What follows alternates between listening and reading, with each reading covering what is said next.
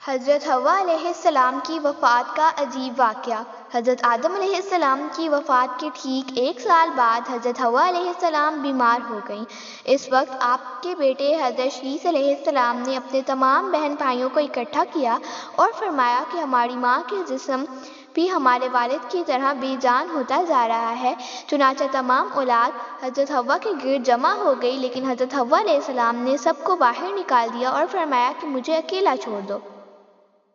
ایک اہم سوال یہ ہے کہ حضرت آدم علیہ السلام سے پہلے دنیا میں کیا تھا؟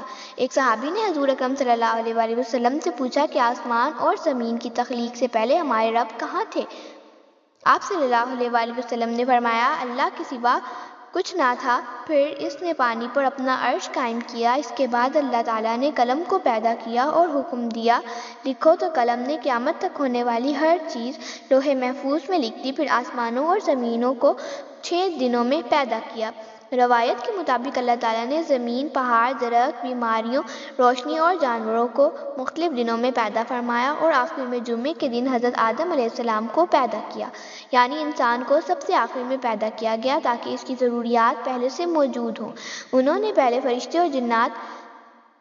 انسانوں سے پہلے فرشتے اور جنات پیدا ہو چکے تھے۔ فرشتے نور سے پیدا کیے گئے اور وہ اللہ کی عبادت کرتے تھے، جبکہ جن آگ سے پیدا کیے گئے۔ ابلیس بھی جنوں میں سے تھا، جس کا اصل نام عزازیل تھا۔ جب جنات زمین میں فساد کرنے لگے تو اللہ تعالیٰ نے فرشتوں کے ذریعے انہیں سزا دی۔ پھر اللہ تعالیٰ نے حضرت آدم علیہ السلام کو مٹی میں پیدا کیا۔ اس مٹی کو پانی سے گوندا گیا، پھر اسے خشک کیا گیا، یہاں تک کہ وہ گنگناتی مٹی بن گئی۔ اللہ تعالیٰ نے اپنے ہاتھوں سے انسان کا ڈھانچہ بنایا اور ایک مدت تک اسے چھوڑے رکھا۔ ابلیس اس ڈھانچے کے پاس آتا، اسے ٹھوکر مارتا اور سمجھ گیا کہ یہ مخلوق کمزور ہے۔ جب اللہ تعالیٰ نے حضرت آدم علیہ السلام میں روح پھونکی تو سب سے پہلے انہیں چھینک آئی اور انہوں نے الحمدللہ کہا، جس پر اللہ تعالیٰ نے فرمایا، تم پر تمہارے رب کی رحمت ہو۔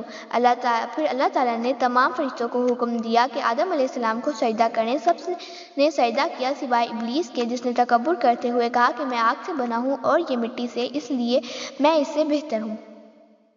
اللہ تعالیٰ نے اس کی نافرمانی پر اسے مردود قرار دے کر جنت سے نکال دیا۔ ابلیس نے قیامت تک مہلت مانگی اور وعدہ کیا کہ وہ انسانوں کو گمراہ کرے گا، مگر اللہ تعالیٰ نے فرمایا کہ میرے مخلص بندوں پر تیرا کوئی زور نہیں چلے گا۔ حضرت آدم علیہ السلام کو تمام چیزوں کے نام سکھائے گئے اور انہیں زمین پر اللہ کا نائب بنایا گیا۔ پھر اللہ تعالیٰ نے حضرت حوا علیہ السلام کو حضرت آدم علیہ السلام کی پسلی سے پیدا کیا اور دونوں کو جنت میں رکھا۔ شیطان کے بہکانے پر انہوں نے ممنوع درخت کا پھل کھا لیا، جس کے بعد انہیں جنت سے زمین پر بھیج دیا گیا۔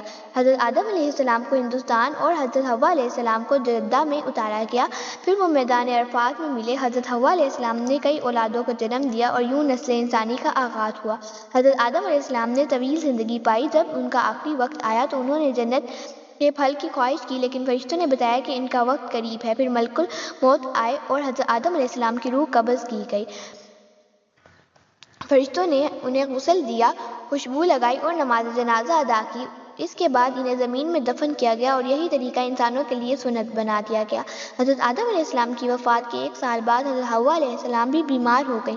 جب ان کی وفات کا وقت قریب آیا تو انہوں نے اپنے بچوں کو باہر نکال دیا اور فرمایا کہ مجھے فرشتوں سے ملنے دو، جب میری روح قبض ہو جائے تو پھر اندر آ جانا۔ اللہ تعالیٰ سے دعا ہے کہ وہ ہمیں سچائی، نیکی اور اپنے نیک بندوں کی محبت عطا فرمائے اور ہمیں برائیوں سے بچنے کی توفیق دے۔ آمین۔